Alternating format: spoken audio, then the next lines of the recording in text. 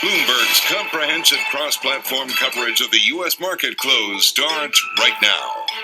And right now, we are 2 minutes away from the end of the trading day. Romaine Bostick, Caroline Hyde, Taylor Riggs, counting it down to the closing bell. And here to help take us beyond the bell, our global simulcast partners, Carol Massar and Tim Stenovic, bringing together our audiences across Bloomberg Television, Radio, and YouTube. And Carol, all day long, we've been talking about this idea of valuation, of multiples, and whether these high-flying stocks that we saw back in 2021, whether they can stand up in the face of a rising rate environment. Yeah, and it certainly seems like investors thought, no, they cannot today based on what you saw in the Treasury trade, especially that 10-year note versus what you saw in the NASDAQ. I should point out, though, all those major equity averages coming off their lows of the session, and it shows that investors, maybe as we get towards the tail end, doing some buying here at the close. Yeah, and you do know that I like to take a longer-term view, and we talked a lot last week about the Santa Claus rally. Today is the final day of the technical definition of the Santa Claus rally, and indeed, we're seeing the S&P 500 higher by 1.5% and the Dow higher by 2.4%. It looks like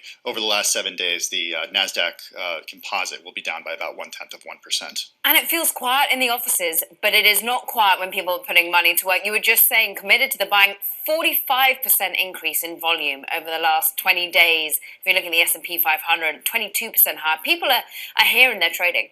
And the volatility is contributing to that, Caroline. I know that we've talked a lot about some of the key risks for this year. Inflation's been one, and it's been perhaps maybe more volatility on the horizon as well. Or maybe we go to the bond market volatility where we really see that. Yesterday was only the sixth time in the last year you see basis point moves of more than 10 basis points or so. Yeah, and you talk about the steepening that we've seen in the VIX curve. Definitely going to be a story here. We're getting the closing bells in New York. As always, it takes a minute for these numbers to settle, but it looks like the S&P 500 is going to finish in the red, down less than 0.1%, down by about 3 points here. It did trade above its record high ever so briefly there. The Dow Jones Industrial Average, though, 214 points higher, 36,799. That's up 0.6%, and that is a record high.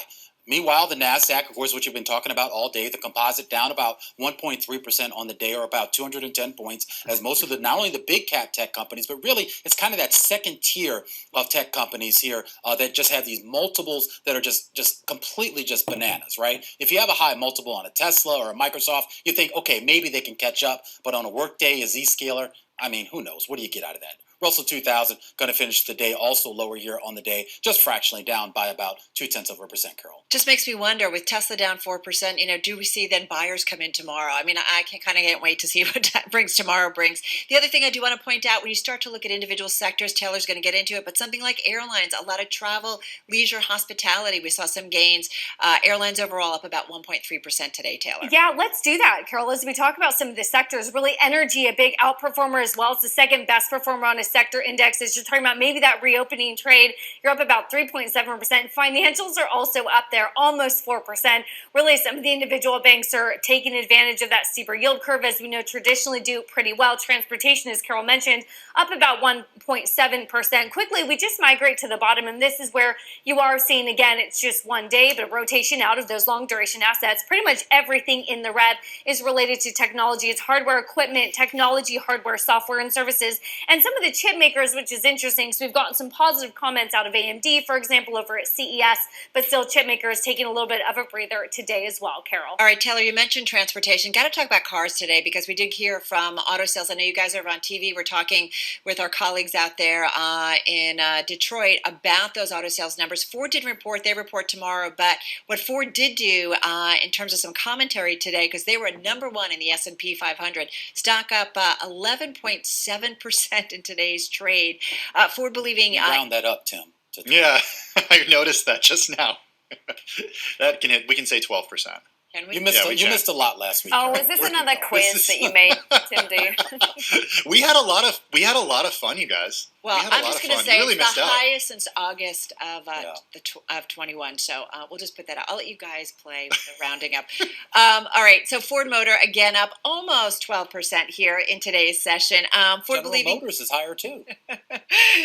Do you want to know why? Why? Which one, Ford or GM? GM. All right. Well, GM's up about 7.5%. I don't know why, because for the first time since 1931, GM is not the top-selling automaker in the United States. Toyota took that place. They did come out though and said they talked about supply constraints, chips in particular, that maybe that's going to ease and production will get better.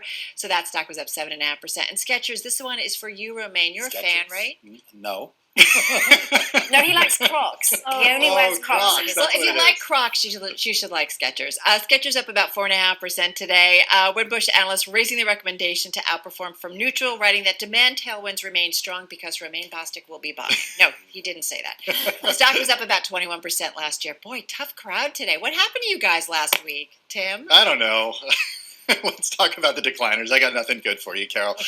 Romaine did mention some of the high-flying tech companies that are not yet profitable, but even the profitable stalwarts having a tough day, dragging down the S&P 500. Chip makers like NVIDIA, one of those companies, finishing the day down by 2.8%. Got to check in on Apple, not seeing 182.86, which would be the price of the stock price when it hits $3 trillion, and it did that yesterday, but did not close at $3 trillion, down 1.3% today. Peloton. Another tough day for Peloton. It's 80% lower than it was from its January highs of last year, touching a new 52-week low today. So, yeah, not a new year, new Peloton. It's looking like Peloton of 2021, even in 2022.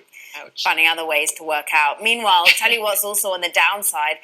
The yen, 5-year low of the yen versus the US dollar.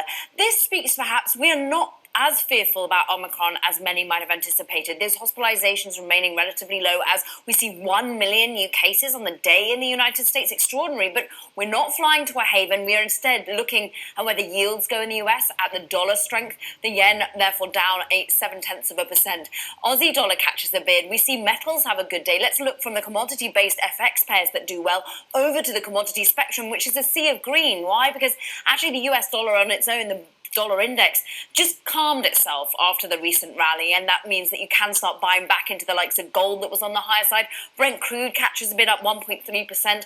Oil doing well as we see actually OPEC Plus. Yes, they're saying they'll boost production in February, but they're also saying they're seeing a tight market. They see demand despite the Omicron variant. So we see the oil just push that a little bit higher. Other metals, steel up 1.8%, zinc up 1.3%, as we had pretty good manufacturing data out of China, manufacturing data strong out of the US as well. And all of this paints a picture of the dollar slightly just taking a breather. We look at yields though, no breather there. Worldwide, we spike higher. Canadian 30-year up 15 basis points. The UK, the gilt there, up some 12 basis points. We are seeing overall money moving out of long-term bonds, Taylor. And if it's an unch day on the S&P 500, can we say it is an unch on yields? Caroline, take a look, at least on the front end of the curve, you did get some stability, but really it is out on the long run, the 10s and the 30s, that really catches our attention. Remember, yesterday, you had, a 12, 13 basis point move. That's only the 6th time in the last year that you've seen types of moves of more than 10 basis points. Today that continues though at a slower rate. You're up about 3 basis points or so, but you're finally back above 2% on that 30-year. And Carol, I know that the 10-year has been something we've been talking about, because when you think about the buyers that come in when you hit a 175, I know today really only at a 165, but that's where you've started to hit some previous maybe resistance levels in the past, and some of the relative attractiveness that I know that we've been talking about with Tina firmly front and center. Yeah, maybe taking a bit of a breather considering what we saw yesterday and the continuation today. But, you do wonder, guys, let's talk about the economic news. We got into it at 3 p.m. a little bit, about an hour ago, in terms of some of the numbers that came out. ISM manufacturing, or maybe seeing some easing when it comes to raw materials, when it comes to supply chain constraints in terms of the ability for companies to get stuff out there. I mean, Romaine, you talked about everybody leaving jobs. Yeah. How do we read it? How does the market read it? I mean, it does seem like the market's been focusing on rising rates at this point, but how do we read, or how should we be reading the economic news at this point? This is kind of a mixed bag here, and there are some people that will look at this and say this is maybe part of a healthy churn, at least from a labor perspective. The idea, though, of course, this does feed in potentially to inflation. I do think you have to look a little bit under the hood. That fact that you lost, that you had so many resignations in food service, in healthcare, as well as in hotel and hospitality, I think it raises a lot of questions, too, about what's driving this. Is this people somehow emboldened and finding new jobs, or is it they're scared off because of COVID, or they're scared off because they still don't have childcare, or their schools are shut down, or maybe they're just giving up? And also the high frequency data versus perhaps slightly backward looking, because there is this element, the ISM manufacturing data, yes, showing that some of those issues in supply chain, some of those issues in price points, just coming down that little bit. But that was the previous month. What of now? What when you look to, well, the open, what is it, open table, the high frequency restaurant bookings, Right. really painful reading if you're looking at the previous week. Today or yesterday, there's nobody in them. No. Yeah. And look, So- labor shortages too, but seemingly for the meantime, no one to serve either. Right, you do wonder, do we have to disregard some of these data points and then look ahead for, I don't know, another month or something for getting some clarity? All right, guys, we got to run. We got a lot going on, a lot more economic news coming our way tomorrow. That's going to do it for Beyond the Bell, our cross-platform coverage, our market wrap on this Tuesday. Join us again on radio, TV, and YouTube, same time, same place tomorrow.